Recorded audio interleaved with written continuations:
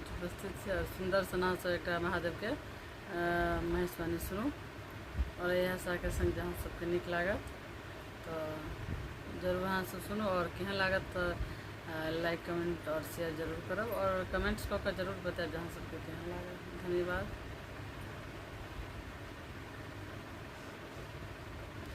जोगिया हम एक देखल गे माई, जोगिया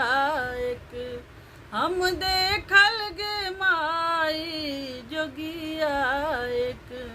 हम देखल गे माई, अद्भुत रूप कहल नहीं जाई, अद्भुत रूप कहल नहीं जाई, जोगिया एक हम देखल गे माई, जोगिया एक पांच बदन तीन नैना विशाला, पांच बदन तीन नैना विशाला, बसना बेहोना बसना बेहोना ओढ़न मृग छाला, बसना बेहोना ओढ़न मृग छाला, जोगिया एक हम देखल गे माई, जोगिया एक हम देखल गे माई, भंगिया एक हम देखल गे माई, जोगिया एक सिर बह गंग तिलक सोहु चंदा, सिर बह गंग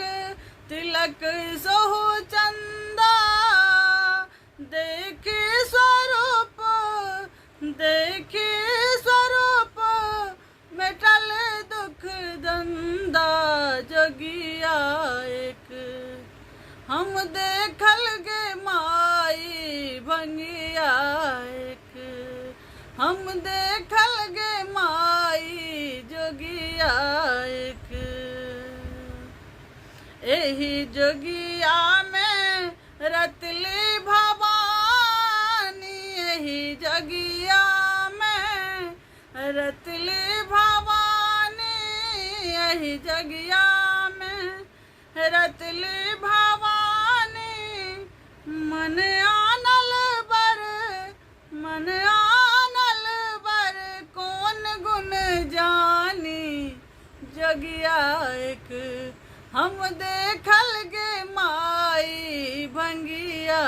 एक हम देखल गे माई, जोगिया एक कुल नहीं सील नहीं तात महतारी, कुल नहीं सील नहीं तात महतारी, कुल नहीं सील नहीं तात महतारी, बैसा ही नक थिक बैसा ही नक थिक बैसा ही नक थिक, लच जुग चारी, जोगिया एक